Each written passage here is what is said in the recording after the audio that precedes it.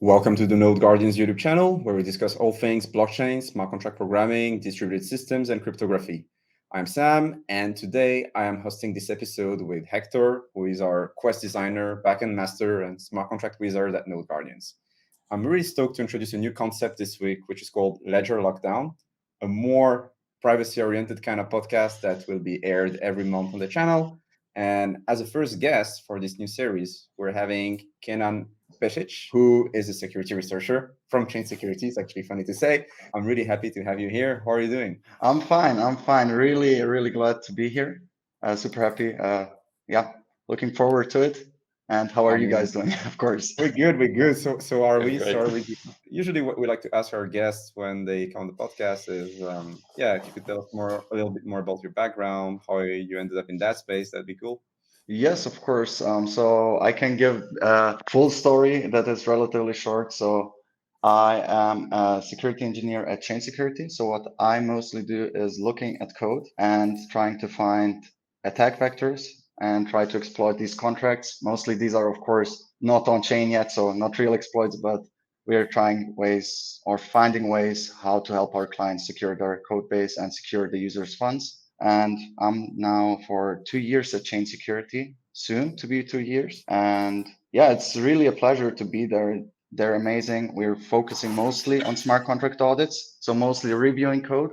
We did before, like earlier in the early stages of ChainSecurity, it was also tool development, Securify, if you recall that. But currently, it's mostly internal tool development that we do additionally. For me, it's mostly looking at code. And before that, yes, I was studying computer science, like the regular way to do stuff. I was studying computer science. I worked besides that as a working student at Siemens, which is irrelevant to this. And somehow I ended up at ChainSecurity. And I'm really happy to be there.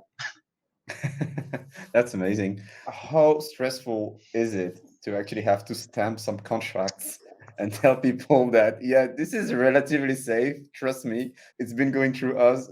Like there must be a notion of responsibility that is very strong when you do such a thing. Would you confirm that, or I'm reading this wrong? Yes, yes, it can be stressful. I agree with that. But of course, right, audits are time constrained. There are certain limitations that you can audit. You specify that in scope. For example, I cannot audit additionally like the Ethereum clients. And so, of course, that drops away. So this stress, of course, drops away. There's some assumptions you have to make on other systems. But regarding the system, then putting such a stamp, so to say, on it and say, hey, we reviewed it and we deem this code base to be secure is always a little bit stressful. You get used to it because, of course, would something happen in the future, then of course you would be disappointed in yourself. But luckily, we have some quality assurance processes that give you security. The team is supportive, right? We're a team of two auditors typically that review the full code all the time, like during the time slot, and then we have quality assurance processes where other people look over it, and there it relieves the stress a little, right? Because you have a little bit more trust. You've defended your stuff. It's like doing your cool project and then defending it in front of your friends, and they're saying, okay, this is not good, and then you see new perspectives, and like this you can get high confidence. Of course, a code base that has 10,000 lines of code, for example, you cannot audit in 3 days. Then of course you don't have confidence, but at some point you build up enough confidence that you understand the system really well and have time to think about many possibilities of execution. Yeah, so I would say some stress is involved always regarding the report, but ultimately it can be reduced. We hear a lot about that concept of trustless computation, smart contract execution, etc., etc.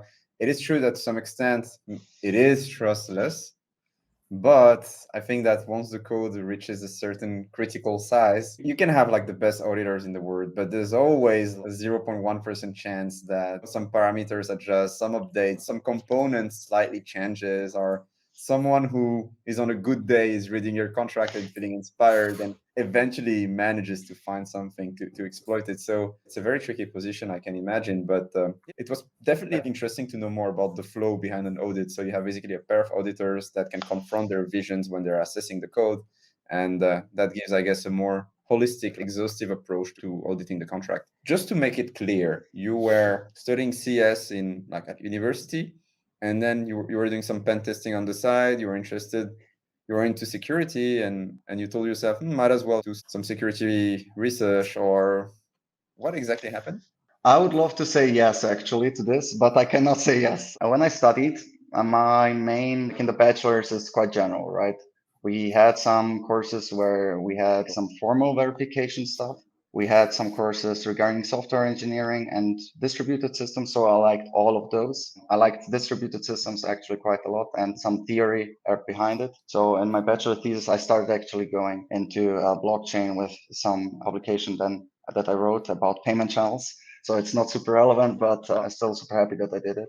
And then afterwards, I continued focusing on software engineering courses, like concepts of software engineering and such things, and distributed systems again, more the theoretic approach. And what I also had is again this formal verification. And yeah, so not security really here, but I really like a lecture by a professor that was part of the old ChainSecurity, so to say.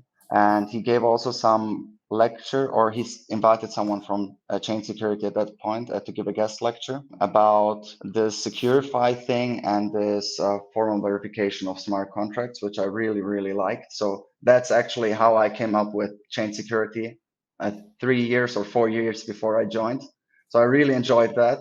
And at a later point of time, I was again in a lecture or it was a seminar, and that I had to give a presentation about the tool of ChainSecurity, also the old ChainSecurity, which was VerX. And again, I was reminded of, hey, these guys do cool stuff that I like. And I got in touch with them after or soon before I finished my master thesis. So soon after the end of my studies. And that's how actually my road to getting into this space. I was just curious about this formal verification. I found it interesting what they do. And then I ended up at ChainSecurity. They told me they focus now mostly on audits and not tools like public tools anymore. And that was actually also cool because I liked reading through code. I liked also writing code, but then I got into the space without that much Solidity knowledge. So I was no Solidity coder. I was no Viper coder. I did not have much experience in there. Also, security. I had some cryptography knowledge from university, but I was not like the super expert there. Wouldn't say so, but it was just a coincidence, some luck, and everything around it. But other people have different stories where they are actually in security and moved to Web3 from Web2, right? Yeah, and I think that the scope of performing audits and all of that, it goes beyond just understanding solidity, but it's at the lowest level of the way the machinery basically works. You have to have some insights on many aspects that basically go beyond just solidity. So what I propose is that you found quite a few breaches during your career. There's the curve one that it would be lovely to explore during this podcast. And we would be curious to know what kind of process you actually followed in order to basically audit that contract. What was the mind approach and the whole, how did you basically tackle that audit, the whole process behind it? So the general process I would describe of auditing is, of course, first receive the code base and so on, then get an overview of the code. So you need to understand what's happening. And there I typically ignore, or I try to ignore what could go wrong. Often you find something that could go wrong and then you tag it real quick, but you go quickly through the code, see, okay, this is the one module, this is the second module, and this is the third module. They should do this and this. And the second module should do something else, and they should somehow interact, right? And then once you get this overview, it's much easier to get into the code, really. You think, of course, of storage, like what defines the smart contract state, and then using this knowledge of what modules exist and what state is there, you can roughly say, okay, this semantics are implemented using this storage and this and that. And ultimately, you can then go through code line by line, think about each line really well. Oh, okay, if it's just uint and a is equal to 3, you don't need to think much about it. But as soon as you get a little bit more complicated logic like math or external calls, you start to think about stuff that you've seen already, and you start to think about stuff where you could imagine something goes wrong, right? Common example here is external calls. You think about reentrancy, and then you quickly look if there is a potential for reentrancy, or you tag it and you look it up later. when you understand the code better. So I would say it's an iterative process where you start from the big picture, go then into details. And once you get the details, you start also thinking more about economic attacks. Maybe you think about super weird corner cases that could occur. And then at some point, you start talking to your colleague. And then we do these walkthroughs, right? You and I are on this audit. And then I start leading this walkthrough and I start explaining what this function should do and what I expect it to do. Then you can say, no, this is wrong. I think this should do it. Then we have already this discussion, which brings much value because then we can clarify misunderstandings. Or if we maybe falsely assume stuff on the code, then we can clarify that. And then we go step by step. And yeah, it's basically explaining to someone else that knows the stuff what you understand, and then you realize at some point that you don't understand it well enough, and then you repeat after this walkthrough the same process and go through. Getting back now to the curve stuff, I was just randomly browsing on the web, and then I stumbled on curve pools, and I got on Etherscan, looked at the code, and I saw this particular property of curve that they allow native ETH to be transferred or on other chains like native Matic or whatever, no wrapped tokens. And of course, this is always interesting. You can deposit the native token, which is in general okay, only if you have, of course, this multi-call delegate call pattern where the message value persists, and that's a different story there. But generally, it's fine as long as you're somewhat reentrancy protected. So I wanted to check, okay, how do they transfer out this thing? Also, it was in Viper, so I was also curious about that, about Viper in general.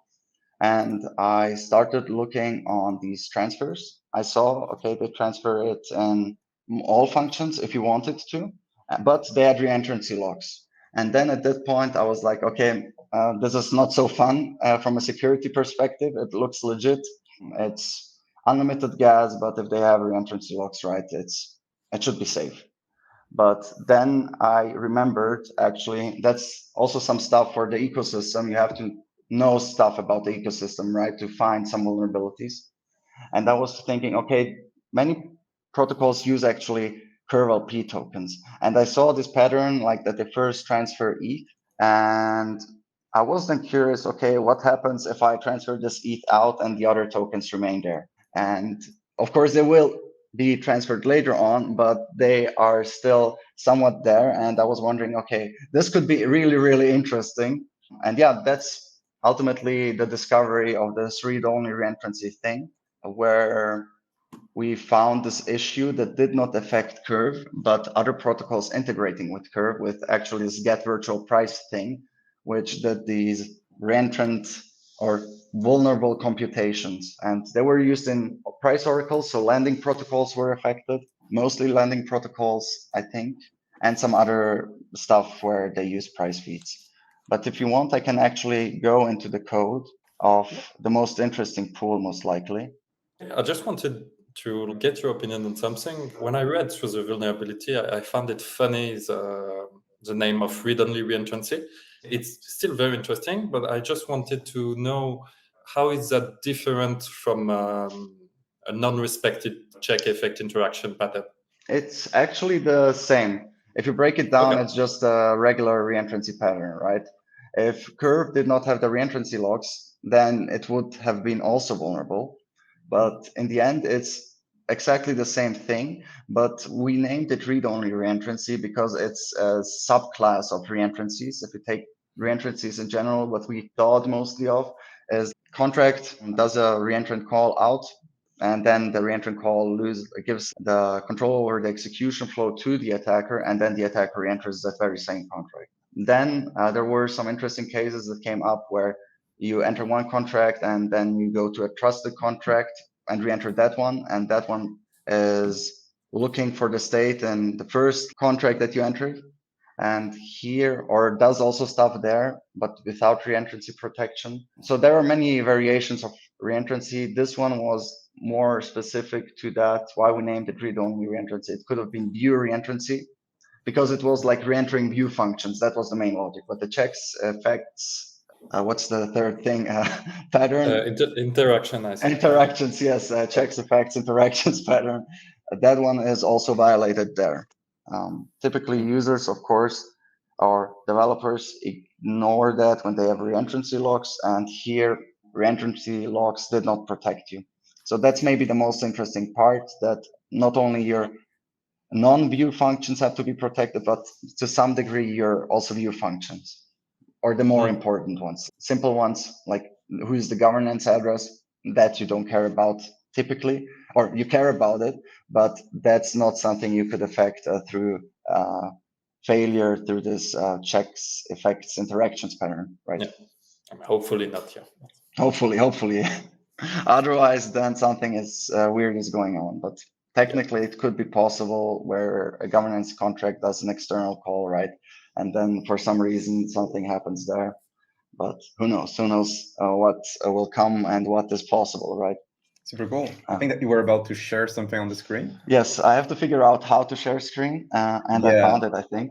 So we have this beautiful staked ETH and ETH pool. As we see, there is some ETH balance. So that caught my interest at that point of time, like first indicator. And there is ETH value, of course, and there are some other tokens, a bunch of tokens, but most of them are irrelevant. The only relevant one is the staked ETH.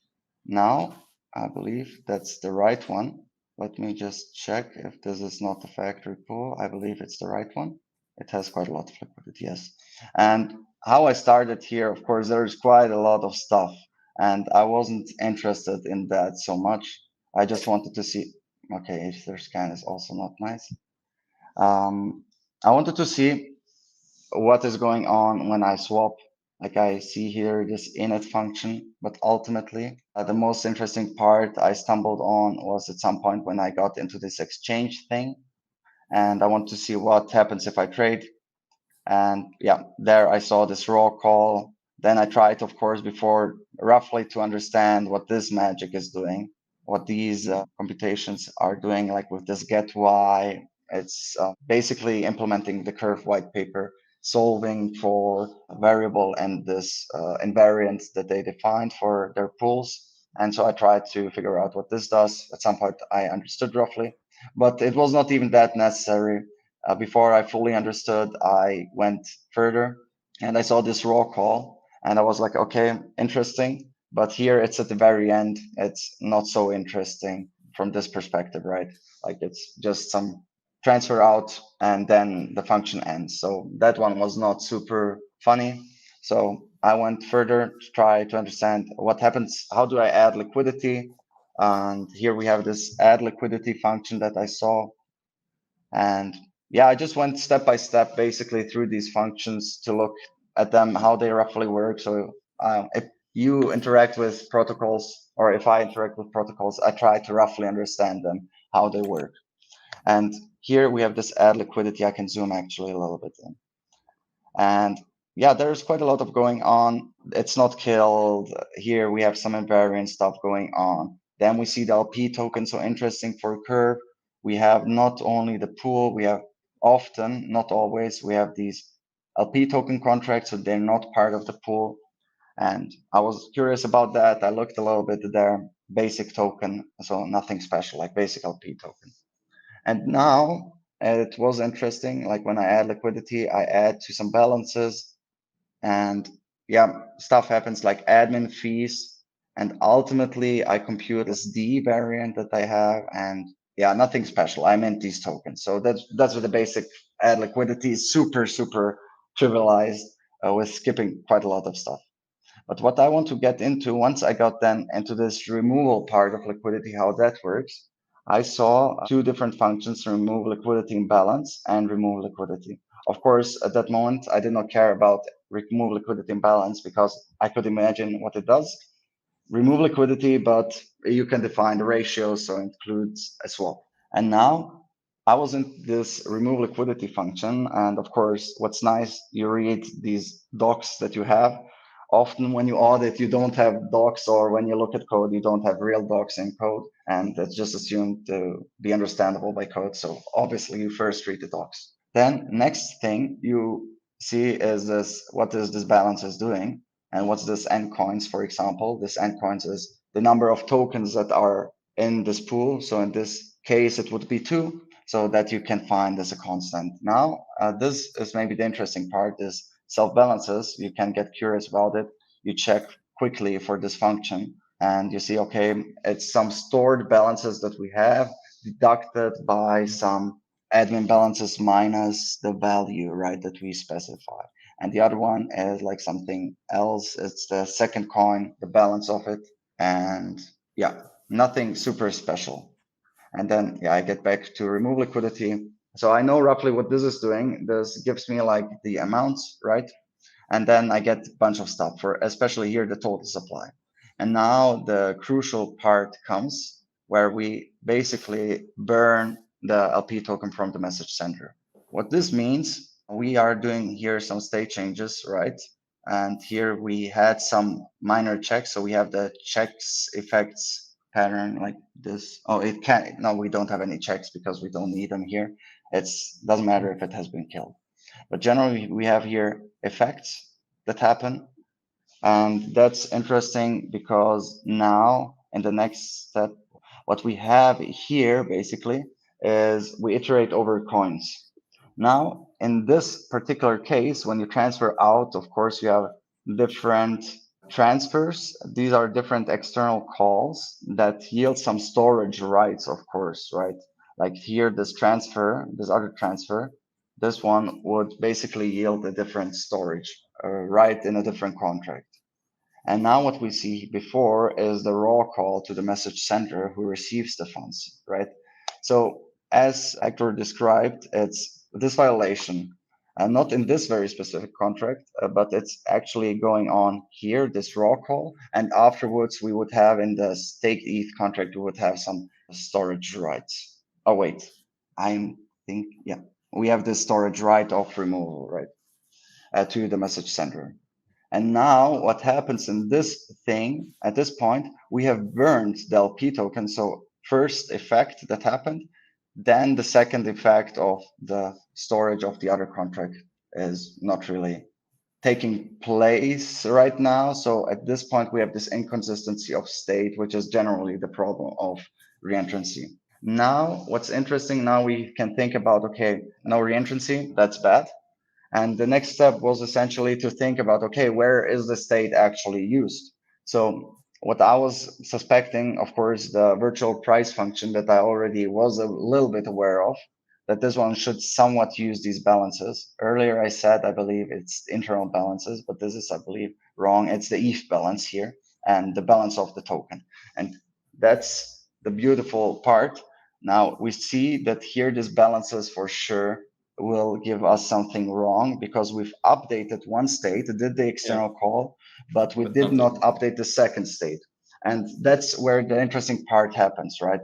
And now if we consider get virtual price, like you have then to search how it roughly works, we get the total supply, which is reduced.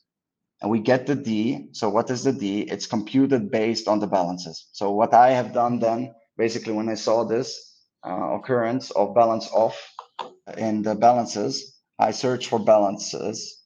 Does it occur? It happens so to be in the get virtual price. And then you can investigate, of course, what this get D does. It's also computing the D value of curve. So again, some invariant computation based on, actually, I can pop up curve white paper. But essentially, there is a formula in this white paper. They try to solve for it. So that's like the high level. You can look at this. But if you're a little bit lazy, which is always good to be, you don't study what curve really, really well does, but you just check, okay, what's the impact? Wrong function. It's to get virtual price. You check what's the impact. So you can assume that this will for sure give something wrong, like with high probability. And at that point, yeah, you find this problem of the get virtual price returning wrong values. You write the test to see what's the virtual price in the beginning, what's it during the reentrancy, and what's it afterwards. And then you see that the virtual price went from, let's say, 1.1 to, I don't know, 10, and then dropped to 1.2. And that was then this discovery. And then after this discovery, it was the question, okay, how can I use it, right? And how can you use it? It's hard to find. You need to find protocols that interact with Curve LP tokens and use this very specific function. And that's actually quite fun to do. I was surprised. It was my first experience with researching a little bit of stuff that happened before on chain. And yeah, that there we did some investigations, wrote some scripts that help us analyze. And then you had a list of potentially vulnerable contracts. And yeah, we try to generalize this, of course, not only specific to this pool and so on. I hope that gave some insight of how I worked through this specific case. I was curious. I went through the functions as I always do. Then I had in mind, like there are native ETH transfer. I was curious about them, figured out there is no reentrancy potential, but saw the violation, the checks, effects, interactions pattern. Then I thought, okay, where could it go wrong? And at some point, then I found this get virtual price function through the balances function and came up with this whole idea.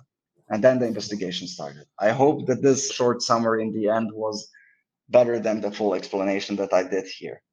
For me, I think it's pretty clear. I might ask a few questions just to be sure that I understood properly. But this only impacts pools that deal with native token? Not only native token, actually. So we did, of course, I informed a colleague of mine about this just to have some other input. And he thought also about other pools. So what we could have, for example, is you have reentrant tokens, right? Like ERC 777, some ERC 677, I think the standard is, or this 233, right? And you have this PBTC pool, for example. We have this pool, and this token, this PBTC token, that's actually a ERC 777 token. Okay. Unfortunately, yeah, I can not find the real deal here. Yeah, but now that I think of it, if you loop through the different tokens and you make one call per loop iteration, in between all of them, you can actually... Yes, okay. And there you have, of course, these interesting corner cases, like if in the Lido case and the stake thief case, if stake thief was the first token to be transferred, then it would have been perfectly well. But here in PBTC case, for example, if it's the first token, then of course it's vulnerable. If it's the second one, it's vulnerable. But if it's the last one and no storage changes after that come, then everything should be fine, typically. But with ERC 777, it's even more interesting. It's not that you just can increase the price of an LP token, but you can drop it also significantly because of the pre-transfer hook, right? These 777 tokens, they have these pre-transfer hooks, and that introduces then even further mechanics and the add liquidity function. And what that could, of course, bring you is not that you can only manipulate price oracles to borrow some tokens or more tokens, but you can also forcefully liquidate someone. Like you manipulate it downwards, and then you manipulate this very person. But what I would generally assume is like these are the two options that you can do. And the problem here is that users then or projects assumed that this virtual price is basically ever growing, like it's just growing upside. But the invariant that they assumed is so get virtual price only increases. But here we found a way to decrease the virtual price in several ways. And that's a violation of an invariant that they were not aware of. And that led to this problem, this assumption, actually, that they can go super rapidly downwards. It's the code that you showed that this was a raw call, no? It wasn't... Yes, it was raw call. Yeah, okay, yeah, here I saw so. So the idea here is you deposit liquidity, you remove liquidity, you get a zero call, and from this, I suppose it's going to be a fallback function? Yes, it's the fallback function. It's the fallback function, and this is basically the empty call data, right? So it's the fallback function or the receive function. Yeah, here depends, of course, I mean, in Solidity, it should call the receive, but I don't know how Viper, maybe just, but yeah. Okay. And yeah, okay, from this context, when you get the calls, then you have imbalanced, what was it, virtual prices, right? Yeah, the get virtual price function is imbalanced, like just completely off. Okay.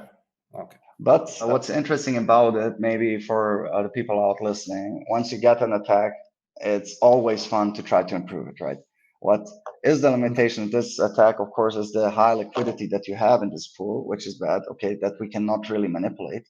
But what we can do actually, as I already hinted earlier, we have this remove liquidity and remove liquidity imbalance. And that one is basically the same thing, but we can specify token amounts. And then when you see it, okay, you think, okay, how can I leverage this to even perform more damage? And here we see the raw call basically going on the same raw call. We remove liquidity imbalance and then we transfer the coin. What now you can think of, earlier we did roughly 50-50, right? It's a stable swap pool where you have roughly 50% of ETH and 50% of staked ETH. Now what you can think of is, okay, now I can remove it in an imbalanced fashion. I just want it to trigger this, please, and the attack works. Yeah. And now, of course, what you want to do is you want to minimize this amount to 1, so it succeeds.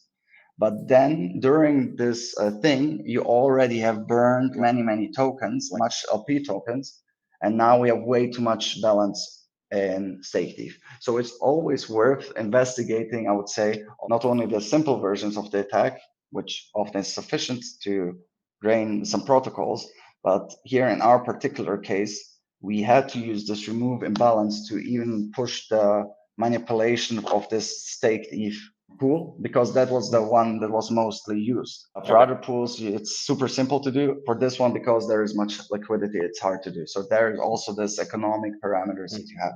Okay, but so you do have a way to manipulate even highly liquid pools. Yes, with this remove liquidity imbalance, you can to some degree. Of course, you need to deposit much liquidity into it. So you need to flash loan bunch of stuff. And here, flash loans can be free. So you try to use free flash loans from Balancer, for example, from, I think in DYDX you can also do it, I'm not sure. And then you try to use Aave. But Aave had, I think, super much liquidity in stake ETH. So you flash loan stake ETH, and then you try to attack. Of course, for the test, I just took the funds directly from Aave. But in real life, you need to account somewhat also for these effects of flash loans. Is it even valuable to, or is it even worth it? Can you make profits? And in the end, it was actually profitable, but also many fees should have been paid then in case of an attack to Aave. Okay. But it's still profitable, right? Yes, it was profitable. Today, there were many projects actually interacting with this pool. That's why it was profitable. At the time, the affected projects were MakerDAO, but they had a solid debt ceiling on this. There was Enzyme Finance, which also was doing quite well, okayish in terms of how much they have. Then there was this Rari Fuse protocol, this compound fork, like with many compound deployments, so to say. They had quite a lot of funds and staked ETH, not even staked ETH, but like a wrapper for staked ETH. And I believe there was some other protocols, and due to the full liquidity amount that they had, it was actually profitable. Okay. And getting back to the broader scope of audits, so we've had the curve pool example here, which was super insightful. What kind of tools do you use? Like, do you have some fuzzing tools? I've been hearing a lot about formal verification. Every time I visit auditing conferences, some companies are always flexing their formal verification framework. We see some languages that actually have a native prover like Move. Would love to know what kind of tools you're using when it comes to audits. What are the most common ones? And I would love to have your opinion on formal verification and the guarantees that it offers and the limits. Of course, it's hard to say. The security pipeline generally, right, has many steps. It's first like the development process, how you develop. If you don't do code reviews, then you'll probably have more issues. If you don't do testing, you'll probably have more issues. So that's then up to the developer, like testing or the Q&A team. It depends on how this all is structured. So there are some tools there. Then in the audit process, or also like everything you can apply in all tools that you use in the audit process, you can also use in development. For example, formal verification. There are quite a lot of, or a few really good open source tools that you can use for formal verification. Of course, these have many false positives, so it brings you an overhead. But why they are nice to have is, even as an auditor, you can spot stuff quite quickly, but sometimes you don't see it at this moment. But having the tools output and having it then as a checklist that you then again validate That's super helpful for developers. Optimally, the developers would do that, and we would just focus with our expertise on it. But often, also, when you look at the output, it's also messy. So it's, of course, our job to use tools to help us. They are assistants to us, I would say, also to developers. And especially testing, I would say, is like the core thing that people should do. There are many, many nice tools. I always preferred Brownie because it's in Python. Python is super easy to write. Everybody can read it super simply. And I also like, for some reason, to write tests in a different language than Solidity. For me, Solidity was not a go-to option to write tests. But recently, there have been some nice tools. In the Python space, I believe there is the Ape Works thingy, which seems to be promising. I'm still using Brownie, which is a little bit probably outdated now. And then, of course, the other tools, Hardhat, but I'm not like the TypeScript, JavaScript person. So I really don't like these languages to read. I find them hard to read and hard to write. So there is then, of course, the most recent one that has been used very much, which is Foundry, this full tool set. They have this amazing alternative to Ganache, Anvil, I think. Then they have Forge. Is it Forge? Yeah, Forge, Yeah, which Forge, is Enveil, and Chisel, if I'm not wrong. yes, super amazing tool, super fast, very nice to also write in Solidity. So any tool is good as long as you do testing. What's important in testing, I would say, is that you just don't only focus on like unit tests. Just test that one function computes something correctly. Try to use invariant testing. For example, I believe Forge has invariant testing. So it's yeah, several stuff, fuzzing, whatever. There is much stuff going on there, which is super helpful. If you use all these tools, you're already at a good point. You don't have to have a formal model and try to prove that your protocol works as it's intended. But using this basic set of tools is really helpful. For me personally, it's mostly like using the formal verification tools, the open source ones, to get a checklist of what the tool thinks is interesting.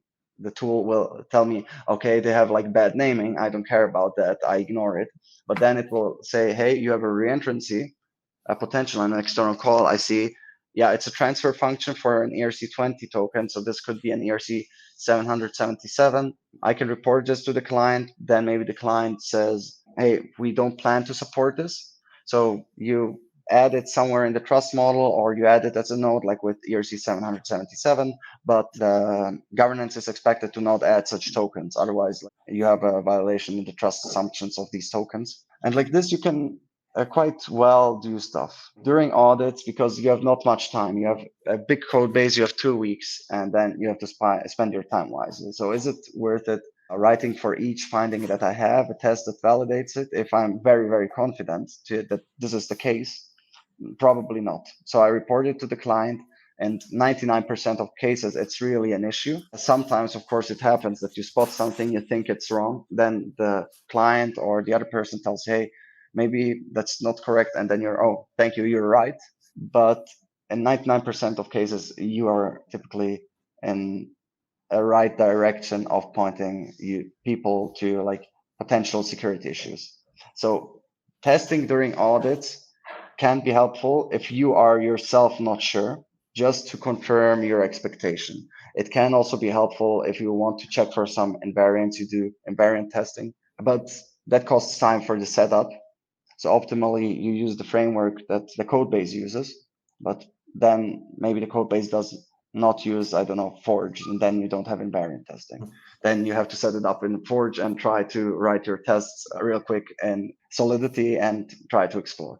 So I would say for tools that I use as an auditor, especially, you have to use everything because everything is good. Everything, you're not writing the code, you have to you adapt yourself optimally. But preferred way of tools is either Pythonic style of writing, and now I've started playing around with also Forge, which is really nice. So there is quite a lot of tools. Use testing, test extensively. Have code reviews, which somewhat is maybe also a tool. Like discussions on GitHub are a tool to some degree. Use formal verification because it can point you to a direction. It cannot spot everything, that it's just not feasible at the moment. It's way too hard computations to think about everything that can go wrong, especially if you think about integrations, right? Protocol A integrates with protocol B. What are you going to do? You're probably should have end-to-end tests, yes, but formal verification, then having a set of your own 20 contracts and then having 100 other contracts, 100 token contracts that could you could interact with, and then like the exchange that you're potentially using, and then the exchange maybe interacts with Aave, which then maybe interacts with something else. And having this all in a tool will get quite complicated. Also, many tools don't support external calls. They just assume it's anything is possible. Maybe they have some rules for ERC20 transfers, but generally they have some assumptions because they just abstract it away. They ignore what the other system is. So you will have false positives. You will also have unreported issues because there is no property matching for that, so to say. And it's a really, really nice helper, but it's also not sufficient. So there are quite many things that can be complementary and help you experiment. You should just especially try to use everything. That's my suggestion. But of course, not like don't use a brownie, forge, hardhat. Don't use that. You decide for one. If you have existing tests and you move to something else, use both. But have end-to-end tests, have unit tests. If you're developing a cross-chain application, you have to have cross-chain tests, right? You have to have this communication pattern that happens. You have to simulate it somehow. Otherwise, you cannot say, okay, this code is working. Now, of course, you cannot test your tests, but be careful with the tests. And these are essentially the most common tools that you know of, the open source tool ones and the frameworks that people use. Speaking of helpers and time efficiency, what's your take on LLMs, like AI? And we've been seeing some tweets where some folks just drop some lines of code and ask the language model to find vulnerabilities. It's definitely not perfect, but would you consider it a relevant help, or do you foresee a future where actually auditing works closely with such technologies? Well, I hope so. I hope so. I think if I can maybe start with the developers. First of all, like developers will use at some point AI. AI will generate your code. You as a developer are the brain that tells it somehow what it should do. Now, what this brings us is more vulnerabilities potentially. So that's the first interesting part for me because there could be then more vulnerabilities. Then it's more fun and of course less secure, and then we can provide value. So that's the first part where AI comes into play. I hope not. I hope it will generate perfectly safe code, but still at the very early stages, it will be relatively dangerous. For auditors specifically, I would say it will be a super helpful tool at some point. Right now, I'm not 100% sure how good it is. It's trained on old data sets, right? Like it has a data set of code, of vulnerabilities. The vulnerability data sets are not that big. So you have some limitations there. Reentrancies, probably it could spot relatively quickly, but logic errors, if you specified, hey, this function should implement some weird approximation, then probably if it knows what it should do, maybe it will be competent to do this.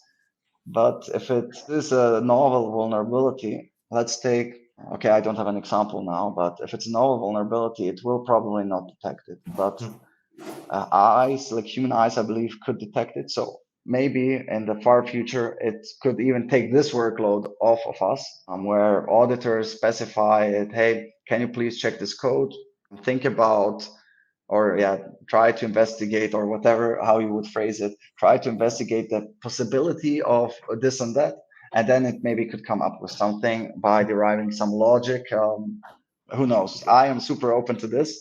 I hope that tools will come up that you can use as an assistant, at least, right? Like, hey, maybe you want to look at this very function. This looks fishy to me because of this.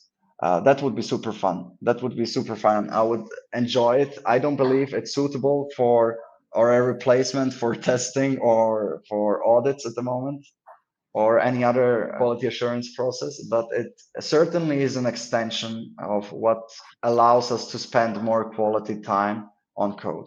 And that's, I believe, the most important thing. People always think that AI will replace us fully. At the moment, I don't think so. In the far future, maybe. But at the moment, we need to leverage these tools to actually have more productive work. And that's the case not only for smart contract security, but any other field that you have. A developer that can suddenly write 10,000 lines of code is an amazing developer. Now he can do it maybe in one day, write so much, thanks to AI. And for us auditors, it could be maybe, hey, it helps us explain the project. It, instead of me going through every module as I described in the beginning, it would be cool that it summarizes me. Hey, look, you have these functions, and this contract is something with staking. Then you have these functions. This is something with delegations. And then you have this mixed function, which is both staking and delegation. And then it categorizes for me automatically, like by defining these topics. Hey, this state is used there. That can be then done relatively easily, also without AI. And then I can validate it to some degree, try to understand better. It's a super neat helper that will for sure help us in the future. Yeah, earlier actually you talked about the process. You were trying to understand some pieces of code, and that's what I thought mostly with GPT-3, 4, and everything. You could just throw the function in and say, explain me this code, and this might clearly increase the productivity during an audit, I suppose. Yes, definitely. But what the most important thing is, you cannot trust anyone. Like you don't want to not trust even the AI. So yeah, not even the AI, because it could be just replicating some others that it has seen some stuff and it assumes that something happens, right? It's also with comments from developers, they're super helpful, but don't trust them, because then you get into this trap of trusting too much and putting on assumptions, and you don't want to do that. So I for sure agree with you. Explaining this code, of course, then the privacy stuff comes. Maybe the code is private, then you should probably not Sure. do it. That's of course some legal stuff. So I personally don't use it right now for these reasons, because many code bases are private. But I've experimented with it with my private scripts that I have. Could you explain it to me? Which is just fun to do, right? And I've seen this potential that it really well explains code. It's incredibly well done. Maybe at some point it could also help with other tools like disassemblers or whatever, that you can understand bytecode, unverified code on Etherscan. Would be super amazing to just be able to have AI tools guide us and assist us. That's the main thing, and especially the code explanations. These would be super sick. I have to admit. Then you can reduce time, and then you spend quality time on different things. We'll see. I mean, this might happen much sooner than we expect, actually. Oh, well, I hope so. Everybody's so afraid of this age of AI replacing us. I'm looking super forward to it. Then everybody's in the Bahamas chilling their life, Yeah, actually, I met with Emily while she was flying back from Star Wars sessions. So I also understood that your team is going to also offer Cairo 1.0 audits. How is all of that going? Are you already auditing some Cairo contracts? That's an interesting question. I'm super curious about anything. So for me, in the beginning, first it was learning about Solidity and Ethereum. Then it started by, I think, then I did already at some point the Cairo audit, or before that I did a Viper audit, I think, but that's then all Ethereum. Then suddenly MakerDAO came up and they wanted the Cairo audit. So that was quite an experience, the Starknet DAI bridge. We were a bit, of course, you're afraid of new things because you don't know them. If it's on Polygon, it's the same thing, basically. But now you get this zero knowledge stuff, which is super complicated. You don't understand the math. Many people don't understand the math. But then at some point you realize, okay, then you have this abstraction and you're focusing on the abstraction, not on the layer below. So you have this cool language, Cairo, for example, that then introduces weird stuff that you don't know about. And then you read about what felts are. So, and then you'll realize, okay, that's because of how Starknet works, right? And at some point you start just looking at the code the same way you did before. You just question every line. You're always questioning yourself. And then once you questioned every line and questioned yourself, if you think that this is right, you can proceed. Math is quite standard. Operators don't change among languages. It's then for simple stuff, it's like Java to Python. You can read it still. Then you have other concepts. And I mentioned already these felts. This was actually a super nice report We are, this part of the report was also in this Open Zeppelin top 10 techniques, whatever, blog post, which was from this Maker Dice Darknet bridge report, where this unsigned integer library of Starknet had a specific behavior that you can specify invalid integers, which then brought us to the idea actually to try, okay, what happens? There is, of course, a check function, which they provide in their libraries, but they don't use it in the construction or in the check of parameters. So we thought about, okay, what should happen if we provide bad arguments, like that are technically invalid, but they're not checked. And that's how we found the super interesting vulnerability where then the sequencer could generate either one proof or the other proof. And there we found then this interesting behavior of a critical issue. And that was super, super amazing find. So I am happy to be looking at Cairo audits. So I'm also happy to look at anything generally. As a business, as ChainSecurity, you have to reduce the scope. You have to go with the flow, what's most popular. And that I would say is for sure Ethereum still. And then the layer twos, which mostly are EVM based, some deviations of EVM. And then you have this whole new space of Starknet, which introduces new stuff. And there it then is, of course, interesting. And I think everybody would be happy to be looking at this. I don't know how many projects are launching and so on. So that's, of course, a supply demand question. But I am looking forward to also looking at Cairo code and also like other chains that have some special behavior. That would be also cool. Yes, I hope that I answered the question. I went a little bit off and then I tried to get back with Cairo audits, but it's super interesting. Nice, perfect. And we've been waiting for Cairo 1.0 to actually go live on mainnet, as it's quite a game changer. You mentioned felt. I mean, like a lot of things have changed in the way the language is and how to actually use it. We also look forward to support it on Old Guardians. And I think that kind of wraps up that first episode of the series. Kenan, thank you so much for joining us on the show. And as usual, I'll be leaving all the relevant links in the description so that you can get all the references, the contracts, and do your own research. Thanks again, and get to see you soon. Yeah, I hope so too. Thank you very much. It was a pleasure. Enjoy the day and bye. Bye.